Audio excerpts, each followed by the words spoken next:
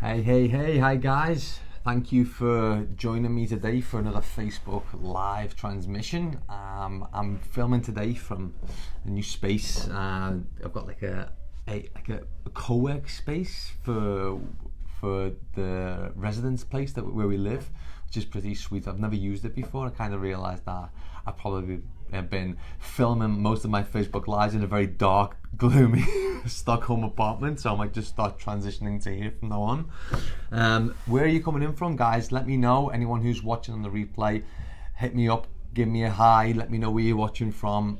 Always good to connect, and I'm always available to have a chat as well. It's what this is for, so we can engage with each other. So I did promise to do this live yesterday. What I realized is that I actually had overbooked myself, so I'm going to do it today instead. And the live that I'm doing today is all about, is your seriousness getting in the way of your heart's desire? And how I framed this yesterday was, is it strangling our heart's desire?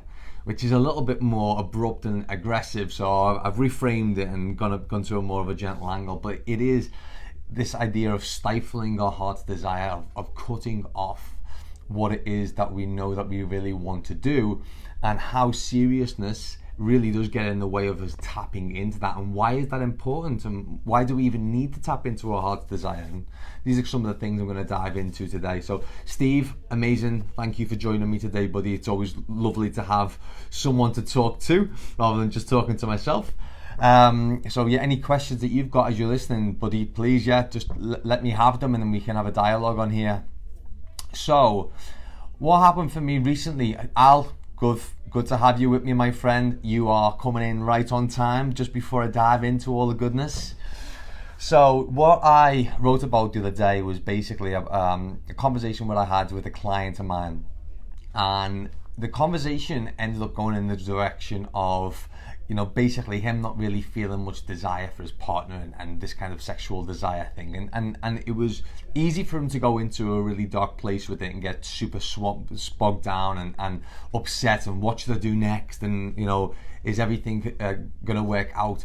And what I decided to do instead was just take a step back and go in a different direction. And what I asked him was, what about the other areas of your life? Do you feel like you've got much desire there too? Do you feel like you're tapping into that sense of desire in other ways? In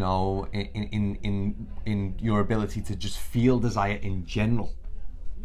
And what he said was, no, I don't feel like I access much desire for anything. I'm operating from a really narrow bandwidth of feeling.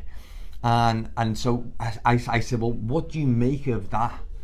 And it led us into this beautiful conversation and this exploration of how he had been cutting off his ability to just tap into that sense of desire in all areas of his life. And I just want to highlight how this is true for pretty much everything. We kind of isolate areas of our lives and say that we've got problems in them, but how we do anything is how we do everything, right? And what's really useful and powerful is when we notice that, if I'm showing up a certain way or I'm having a certain experience in one aspect of my life, you can almost be sure it's happening in other areas of your life too, because we create our experience of life with our relationship, the relationship we have to it with the way that we think. And I'll dive into that in a little bit deeper in a moment as well. So what we came to realize was that his ability to access desire was being limited because of how he was thinking. Okay, he had these ideas about how things should be as opposed to how they were, and so he was in judgment about how his life was, and was essentially rejecting certain aspects of his life, and therefore creating frustration and creating a sense of dislocation from what he thought it should be and how it was. And he was kind of like struggling in the middle. And what I said is, how would you access desire if you really wanted to? How would you have things be if you really wanted to? What would that look like for you? And he said, well, I would just feel excited, I would be energized, I would be engaged, I would be having fun. And I was like, well, isn't it always the case that when we're in that space of desire, it's fun, it's always fun, it's always light, it's playful in many ways. And so we started going in this direction. I said, well, how much fun do you actually have? You know, what are the things that you do from day to day that are fun, that you do just for pure enjoyment, not for the pursuit of a goal or achievement, but just for joy, just for the sake of it?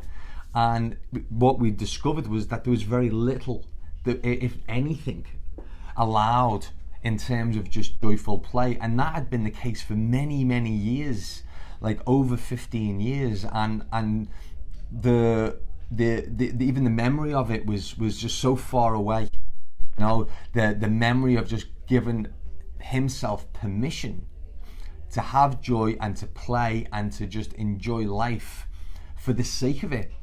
And so the ability to just follow one's heart's desire had been suppressed because it had been overrode with, no, I've got to do this to achieve something, or if it's not going to add up or stack up to me accomplishing a goal, then it's not important.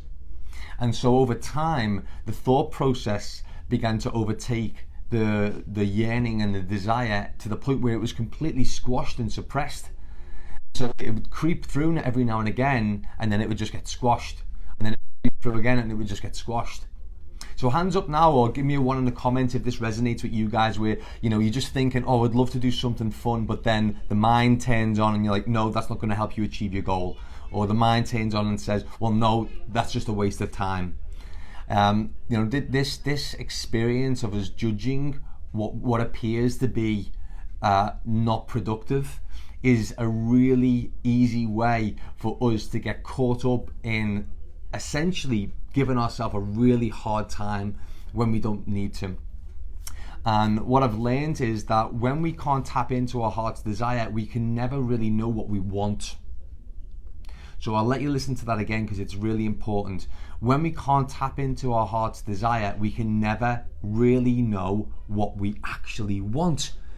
And this is so critical, because when we don't know what we want, it doesn't matter what we create, what we end up doing, how we end up spending our time, we're never satisfied. And not only are we not satisfied, we feel like we're being served an injustice because we work really fucking hard to try and get things, and then they don't pay off in the terms of fulfillment. And that sense of lack of fulfillment is driven not because the things that you've created are not good enough, but because they're not really what you wanted in the first place. And when I say they're not what you wanted, I mean that they're not what your heart really desired. And you didn't know what your heart really desired because you stopped listening to it many years ago and started listening to what your head told you should have. So give me a 2 in the comments, guys, if this has been your experience, because I've got 2s all over the place on my end. And so what this means essentially is that our inability to tap into that space within ourselves that says, this is what I want, starts to limit our ability to feel desire in the first place. And so we go up and down on this spectrum of feeling good and feeling bad, and feeling good and feeling bad. And we never really get to a place where we feel fulfilled. It's just like these short, sharp bursts of excitement. It's the difference between happiness and pleasure. We just keep seeking pleasure and never really reach that point where we feel happy and fulfilled, because we're not following the guidance within ourselves that's telling us what it is that we really want. It's very difficult to be able to do that. And you know, the other thing is that we don't actually feel comfortable most of the time allowing ourselves to feel good. And this is the other problem, and the other side of the coin really, is that because we've got used to giving ourselves such a hard time, it becomes a familiar place. It becomes a place of familiarity, so we gravitate back there. And when we gravitate back to that familiar place, whenever we get to that place of fulfillment, we're always waiting for the other shoe to drop. We're always expecting something bad to happen.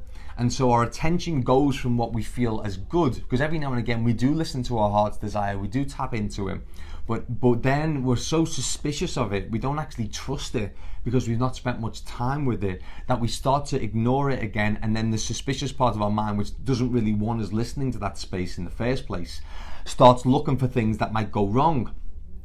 And it's a self-fulfilling prophecy, of course, because when we start looking for things, it doesn't matter what we look for, we start to find it. So when we're waiting for something bad to happen, we're waiting for that other shoe to drop, we either drop into self-sabotaging behaviors. We'll go out on a bender, we'll miss phone calls that we were supposed to make. Our bodies can sometimes start to appear to be sick. I mean, I used to certainly do this a lot. I don't know if this resonates with you, but when I had something important to do and it was going to move me in the direction of my heart's desire, I would used to start feeling tired. And I would feel so tired and so lethargic that my mind would say, you need rest, you've got to take care of yourself, you're working too hard. Now, it wasn't true. You know, there's been moments in my life when I certainly have overworked, but in this instance, it wasn't true. It was just a con. And so it created this facade, which was, oh, I'm super tired, super sleepy, and therefore I can't concentrate, so I'm going to stop and not do that. And so I don't know if you guys can resonate or familiarize with any of this, whether you've been aware of some of your own self-sabotaging behaviors around this, but like anytime we want to tap into our heart's desire and what we really want, it really is like a battle between what our brain and our mind has been conditioned to believe that we need in order to be happy, and what our heart knows that we actually want to experience in order to tap into that space of fullness. So give me a 3 in the comments, guys, if anyone's had that experience of being torn in two ways, you know, between what we know our heart really wants and what our brain or our mind is trying to tell us, the sort of loud voice in our head that's always telling us what it is that we want. So here's the deal. We have to start small here. We have to start giving that voice within us permission to speak, be heard, acknowledged, and acted on. Otherwise, it will not be able to develop. You know, it's like a muscle, or it's like, you know, attention. Our attention is everything. And if we have discernment, we can listen to the voice that is the heart's desire. But we've got to have discernment and we've got to have attention. And so it's kind of like if you were listening to an orchestra and you wanted to discern the sound of the flute instead of the sound of all the other louder organs and instruments that are being played.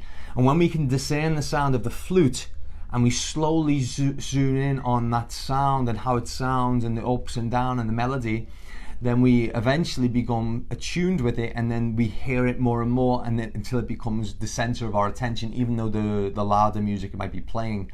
And this might be familiar to you guys if you're like at home and all of a sudden you hear like a tiny bit of a melody of a song that you recognize in the background, and then at some point that melody just triggers and you recognize the song, and then it's all you can hear. It's the same thing. So it's like listening until we give it our attention just enough to recognize what it is, and then we know.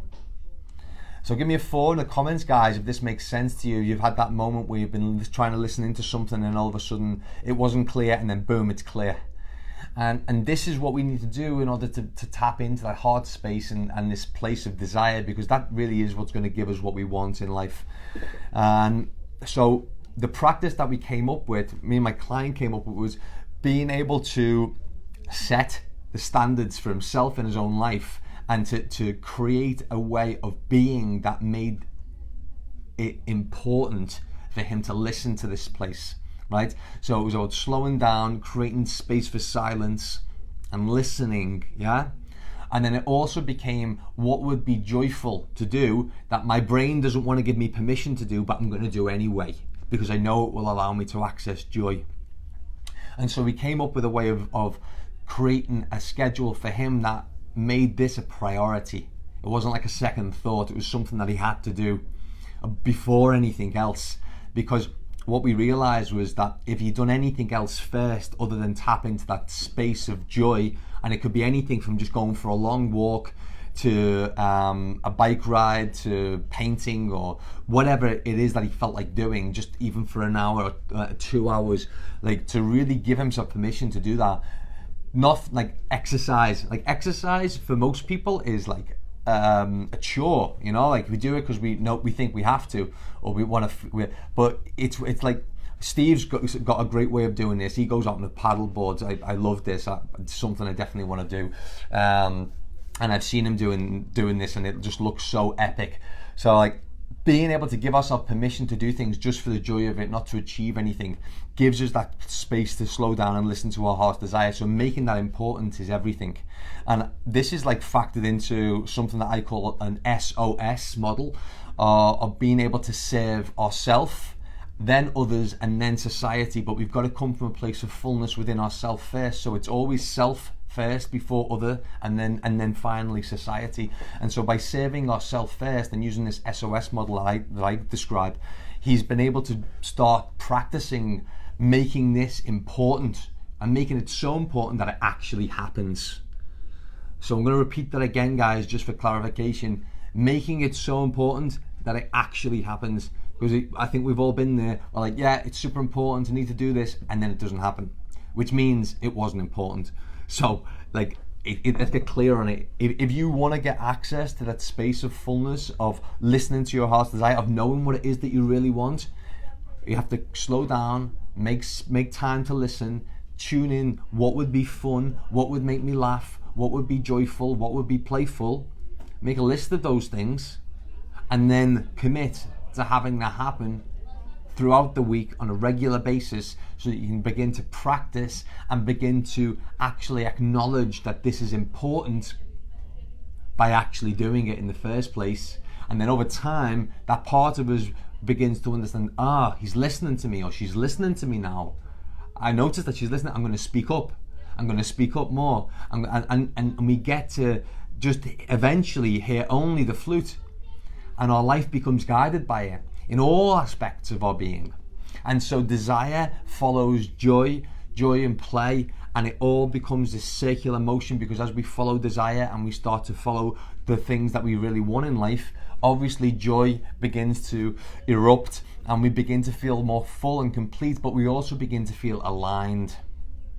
And that sense of alignment just feels good, it feels right, and it doesn't really matter what is showing up in terms of materialistically. That sense of alignment is really all we're ever after in the first place. And so after a time, it doesn't really matter what you show up doing. At some point, if you get good at it, you're going to make money from it if it's of service to other people, and if this is what you really want. But for some people, it's just dropping out for a year, not making any money. It doesn't really matter. This is not about this right now. It's just about being able to recognize what's important. Do I know right now what I really want? And if I don't, then it's probably because I've not been listening to what my heart is desiring and following its guidance. So a lot of talking there, guys, and lots of big ideas. And I know that we've got some comments here, and let's see what we've got here. So Steve, it's easy to focus on what you believe you want and desire, harder to know what you truly need. Well, this is what we truly need will always come through us listening to the same place where our desires come from. So if we slow down and we begin to tune into that flute, and we ask the question, what do I really need in this moment? What is it I truly need in this moment? And what we usually really need more than anything is stillness and silence. That's primary. And then through the inquiry and the listening, we get to hear, this is what you need. Boom. And quite honestly, I would like to add to that a little bit more and say, what our heart is desiring in any moment is what we need. How can it be anything else? You know, all we really need is to be present and to be connected to ourselves. And the moment that happens, we don't really need anything else, not in that moment. But in terms of being able to formulate a way of being in life that honors that, most of the time we do that by selecting ways to enjoy our life, or ways to engage with life that are either in service to our heart's desire or in service to what our head thinks that we need. And so what I'm hearing you say, Steve, is like, what is it that my heart really needs, as opposed to what my head thinks it needs. And again, it's a listening process. We can't access what we really need at a deeper level unless we're listening at a certain level in order to be able to engage with that. So let me know if that makes sense to you. So we have got a couple of threes showing up here. Yes, Samal.